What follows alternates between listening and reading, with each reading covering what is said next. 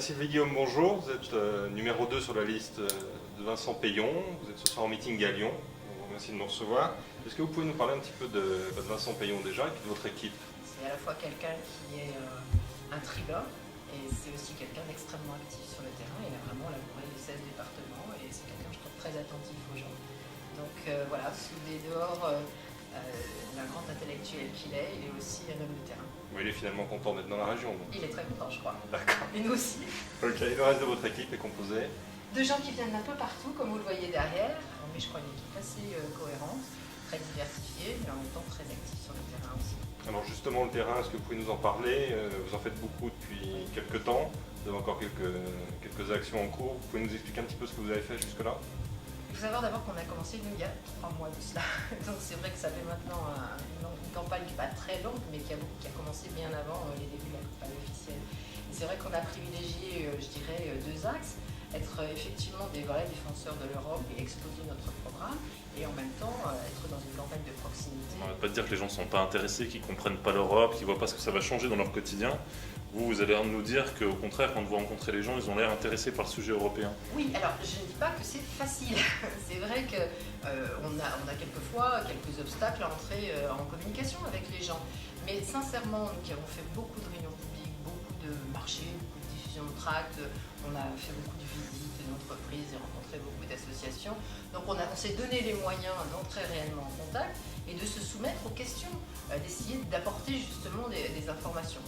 Et quand on lève, là quand on met le pied dans la porte et qu'on fait effectivement cette ouverture et qu'on dialogue directement, je trouve que même si c'est long, même si c'est petit peu par petit peu, on arrive à lever ces réticences et parler du fond, rassurer les gens sur ce que peut faire l'Europe et en même temps décrire aussi une situation que nous voulons voir changer parce que nous ne sommes pas satisfaits de cette Europe. L'ensemble des campagnes sont vraiment orientées contre Nicolas Sarkozy et l'UMP.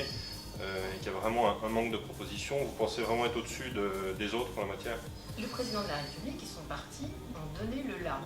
À un moment donné, ils ont dit nous sommes fiers d'une chose, et c'est pour ça que l'Europe doit continuer comme elle est, c'est que nous sommes fiers de la présidence française de l'Union européenne.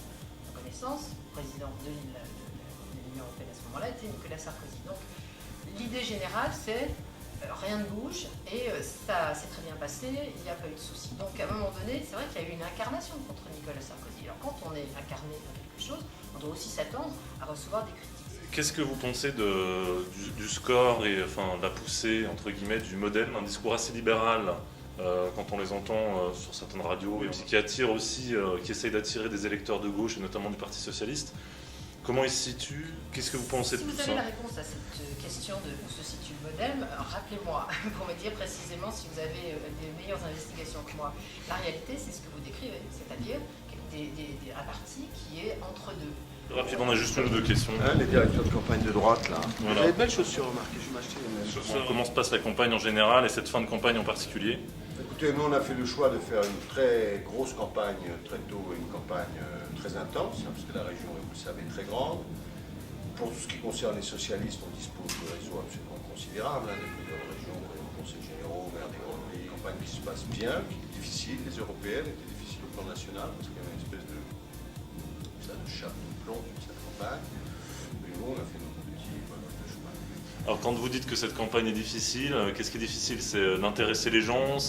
Nous, pas tellement. Donc nous, on a même réussi à bouger la campagne nationale, tellement on a réussi certaines campagnes en positif, c'est le choix que j'avais fait. Donc ça a un peu changé les campagnes, mais incontestablement, pendant, disons, ça fait juste maintenant, donc à 3 jours du scrutin, une petite semaine qu'on parle d'Europe. Et avant que j'aille sur les médias nationaux, où évidemment les gens n'étaient même pas au courant qu'on s'attaquait à une campagne européenne. L'Europe est compliquée, pour la politiser, pour donner des arguments, c'est pas toujours très simple, mais en même temps c'est ça qui est intéressant aussi.